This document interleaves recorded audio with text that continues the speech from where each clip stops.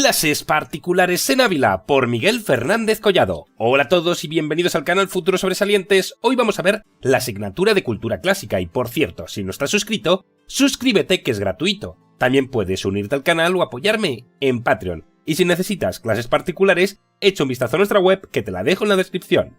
El tema de hoy es muy sencillo. Vamos a ver la sociedad en la antigua Roma. Pon atención, que empezamos. Empecemos con las clases sociales. Al igual que en Grecia, también en Roma la desigualdad social era enorme. Al principio, la sociedad romana se dividió entre patricios y plebeyos. Los patricios, la nobleza, eran los miembros de las 100 primeras familias que se instalaron en Roma, mientras que los plebeyos, el pueblo llano, eran los extranjeros de origen itálico que se establecieron en Roma. Pero a partir del siglo II a.C., fue considerado ciudadano todo hombre libre que viviese en Italia. La sociedad se dividió entonces en ciudadanos y no ciudadanos. Aquí te dejo un pequeño esquema que ahora vamos a desarrollarlo. Empecemos con los ciudadanos, cibes. Los ciudadanos tenían derechos como poder votar, presentarse a las elecciones, tener propiedades o casarse. Pero también tenían obligaciones, como registrarse en el censo, prestar el servicio militar y pagar los impuestos. Había 3 clases de ciudadano. En primer lugar, destacamos los nobles o nóbiles. Descendían de los antiguos patricios y se dedicaban a la política. En segundo lugar, tenemos los caballeros, o equites. Al principio eran los hombres adinerados que combatían a caballo, pero después pasaron a ser una especie de clase alta dedicada a los negocios. Y por último, tenemos los clientes. Eran como una clase media venida menos. Arruinados por las guerras o por las deudas, buscaban a alguien de las clases altas que les protegiera a cambio de favores. Podían llegar incluso a captar votos, a difamar o influir sobre otros para que apoyaran a su protector. Pasemos ahora a los no ciudadanos. Los no ciudadanos carecían de derechos y se dividían en 3 grupos. En primer lugar, los libertos. Eran los antiguos esclavos que habían conseguido comprar su libertad, aunque quedaban ligados de por vida a su antiguo dueño. Los libertos podían trabajar por su cuenta y sus hijos podían llegar a ser hombres enteramente libres. En segundo lugar, destacamos a los peregrinos. Eran los extranjeros a los que se les permitía vivir en Roma, pero sin derechos políticos. Y por último tenemos los esclavos. Eran los habitantes de Roma, privados de libertad. El trato que recibían variaba mucho en función de los distintos amos. A veces el esclavo podía comprar su libertad, manumisión, y entonces pasaba a ser un liberto.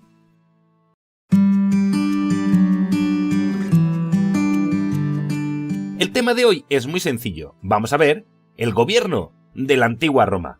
Pon atención, que empezamos. Los romanos intentaron alcanzar el equilibrio político por medio del Senado, las magistraturas y las asambleas populares. Esta organización compleja garantizó una cierta estabilidad y permitió la gobernabilidad por encima de los turbulentos momentos que salpicaron la vida de Roma a lo largo de su historia. Empecemos con el Senado. El Senado fue el órgano institucional más importante de la época republicana, aunque en la época imperial perdió sus funciones y su poder. El Senado estaba constituido por 600 antiguos magistrados que se reunían en la Curia, un edificio rectangular situado en el Foro, que era un lugar donde se concentraba la actividad comercial, cultural y administrativa de Roma. En el Senado se trataban todo tipo de cuestiones antes de tomar decisiones o de aprobar leyes. Además, controlaba las finanzas públicas, dirigía la política exterior, designaba y recibía embajadores, controlaba las operaciones militares e incluso podía decretar medidas excepcionales para garantizar la seguridad nacional. Pasemos ahora a ver las magistraturas. Las magistraturas eran los cargos del poder ejecutivo que en Roma no comprendía solo el poder político, sino también el poder religioso. Los magistrados eran como nuestros actuales ministros. La carrera política duraba unos 10 años, normalmente entre los 30 y 40 años de edad. Esta carrera política, conocida como cursus honorum, constaba de 4 peldaños: cuestor, edil, pretor y cónsul.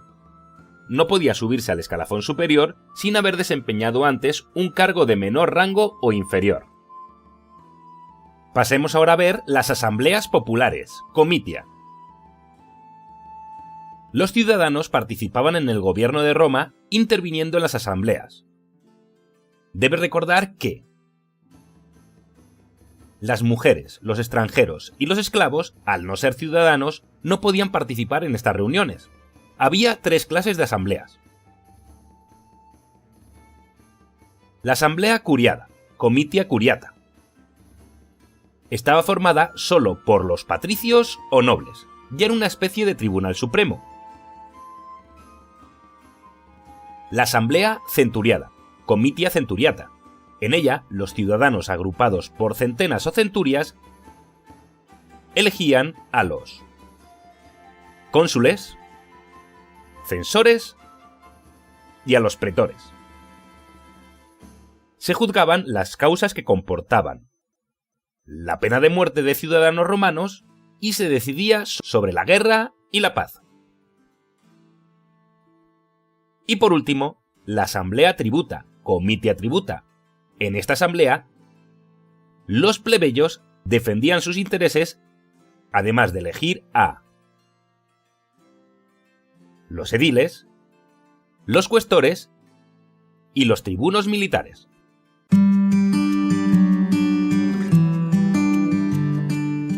Clases particulares en Ávila por Miguel Fernández Collado. Hola a todos y bienvenidos al canal Futuros Sobresalientes. Hoy vamos a ver la asignatura de Cultura Clásica. Y por cierto, si no estás suscrito, suscríbete que es gratuito. También puedes unirte al canal o apoyarme en Patreon. Y si necesitas clases particulares, echa un vistazo a nuestra web que te la dejo en la descripción.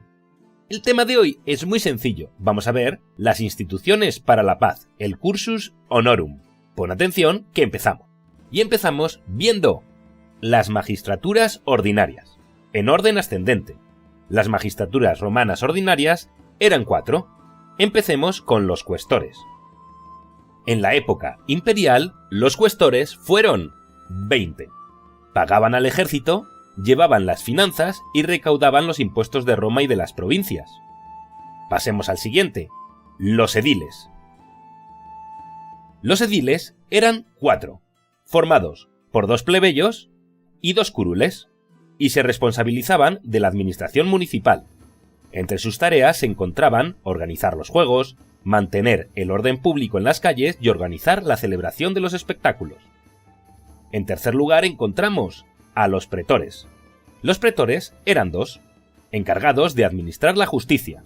Uno era el urbanus, que gestionaba las causas legales de los ciudadanos romanos, y el otro, el peregrinus, que gestionaba las causas legales de los extranjeros. Dicho esto, pasamos al último, los cónsules. Los cónsules también eran 2. Tenían el máximo poder ejecutivo y eran los responsables del ejército. Convocaban al Senado, al que debían consultar todas sus decisiones. Además, un cónsul podía vetar a otro, de modo que su poder estaba limitado. Dicho esto, pasamos a las magistraturas extraordinarias. A estas 4 magistraturas se le añadían 2 especiales. Los censores eran 2 y realizaban el censo y vigilaban las costumbres de los ciudadanos. se elegían entre los romanos que ya habían desempeñado el cargo de cónsul. Y en segundo lugar, los tribunos de la plebe. Los tribunos de la plebe eran 10 y defendían los intereses del pueblo. Podían vetar las decisiones de los magistrados del cursus honorum y además gozaban de inviolabilidad. Sin embargo, solo podían ejercer sus funciones dentro de la ciudad de Roma. Y atención, tenemos otras dos magistraturas totalmente extraordinarias. El dictador, en circunstancias críticas, acumulaba todos los poderes por un periodo máximo de 6 meses. Y el interrey, que suplía a los cónsules en situaciones excepcionales y por un plazo máximo de 5 días.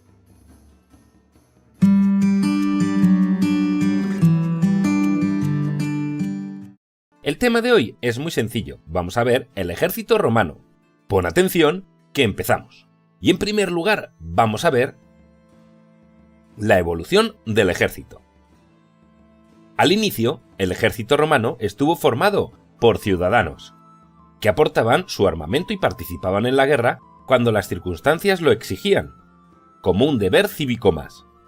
El servicio militar era obligatorio para todos los varones entre los 17 y los 46 años de edad. Pero debido a las continuas guerras, Roma necesitó más hombres. Por eso, a partir del siglo II a.C., cualquier varón de origen romano o itálico, ciudadano o no, podía ingresar en el ejército. Estado los adiestraba y les procuraba el armamento y un sueldo mensual. De esta forma, el ejército romano pasó a ser profesional. Los soldados debían prestar servicio durante al menos 20 años, al término del cual recibían una compensación.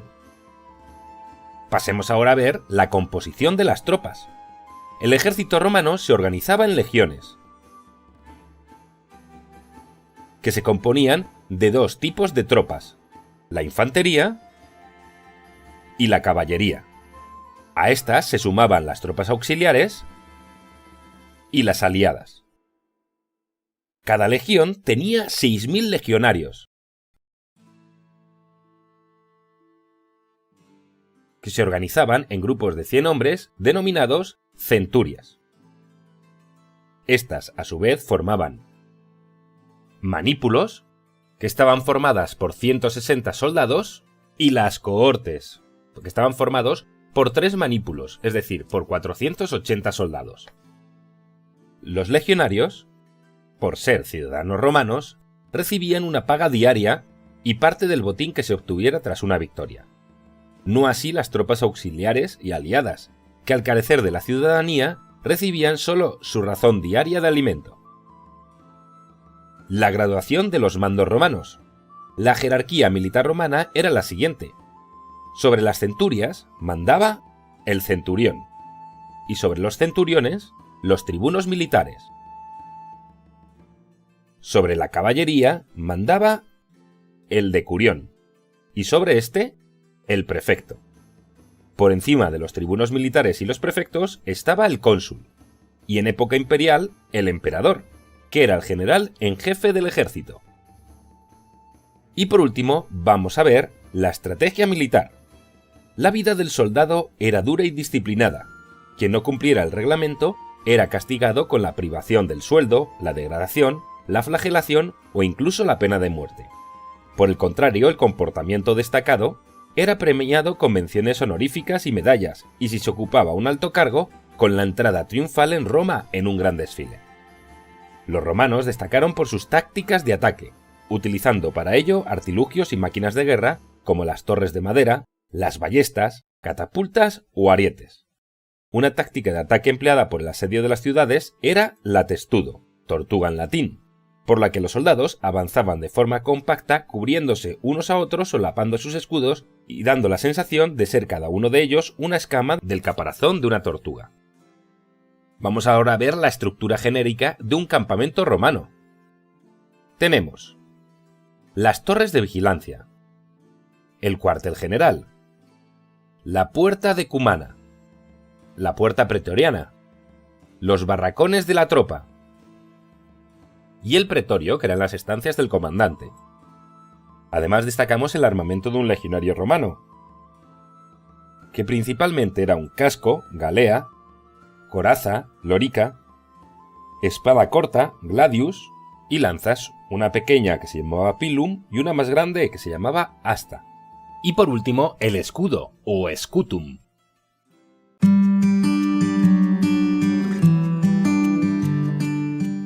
El tema de hoy es muy sencillo. Vamos a ver la religión en la antigua Roma, además de su sociedad y el panteón romano y dioses. Pon atención, que empezamos. La religión en Roma estaba relacionada con el concepto del buen ciudadano, que debía comportarse dignamente y sentir respeto por los dioses, por la familia y por sus ancestros. En la antigua Roma, todo en la vida era motivo de culto religioso. El nacimiento, el crecimiento, el matrimonio, la salud, la cosecha, la muerte, etc. Además, el culto se entendía como un acto social, no como algo individual como lo concebimos hoy. Pasemos ahora a ver una religión do ut des. Los romanos eran muy supersticiosos y temían a ciertos poderes ocultos y espíritus que podían ponerse en su contra. Por ello, buscaban la protección de los dioses para ellos mismos, para sus parientes o para la colectividad en general. A cambio de esa protección, los romanos les ofrecían a los dioses cultos y rituales públicos y privados. Por eso, se dice que la religión romana se basa en el do ut des. Doy para que me des, como si se estableciera una especie de contrato entre el ser humano y la divinidad. Y pasemos al panteón romano.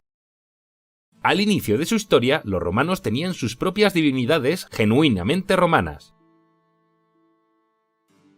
como Quirino, el antiguo dios de la guerra, Fauno, el dios del ganado, Flora, la diosa de las plantas, Jano, el dios de la luz, Saturno, el dios de las semillas y de la siembra, o Vertumno, el dios de las estaciones y del comercio. Pero cuando los romanos entraron en contacto con la cultura griega, también incorporaron los dioses olímpicos a su panteón. Debes saber que panteón es una palabra griega que significa todos los dioses. Como puedes observar en la tabla de esta página, a la mayor parte de los dioses les cambiaron el nombre, pero en casi todos los casos respetaron las formas y los atributos de los dioses olímpicos y griegos. Además, tengo un vídeo explicando las similitudes de los dioses griegos y romanos. Estos son los principales dioses del panteón romano y su campo de actuación. Júpiter era el dios supremo y dios del rayo e imponía orden y justicia. Neptuno era el dios del mar. Plutón era el dios del inframundo. Ceres era la diosa de la agricultura. Juno, hermana y esposa de Júpiter, era la diosa del matrimonio y del hogar. Minerva era la diosa de la inteligencia, de la sabiduría y de las artes. Venus era la diosa de la belleza y del amor, esposa de Vulcano y madre de Cupido, dios del deseo amoroso. Marte era el dios de la guerra. Vulcano, el dios del fuego, del metal y de la fragua. Apolo era el dios de los oráculos, de la juventud, de la belleza, de la poesía, de la música y de las artes. Diana era la diosa de los bosques y de la caza. Mercurio, dios del comercio, de la elocuencia y de los ladrones, era también mensajero de los dioses. Baco era el dios del vino y del desenfreno. Vesta era la diosa del fuego del hogar. De entre todas ellas, las tres divinidades principales del panteón eran Júpiter, Juno y Minerva, puesto que juntas formaban la tríada capitolina que simbolizaba el Estado. Y hasta aquí el vídeo de hoy, espero que te haya gustado tanto como a mí. Ya sabes que puedes unirte al canal o apoyarme en Patreon, y si necesitas clases particulares, echa un vistazo a nuestra web que te la dejo en la descripción. Aquí te dejo una lista de reproducción que te puede ser útil, suscríbete y sígueme en mis redes sociales. Nos vemos mañana. Chao, chao, bacalao.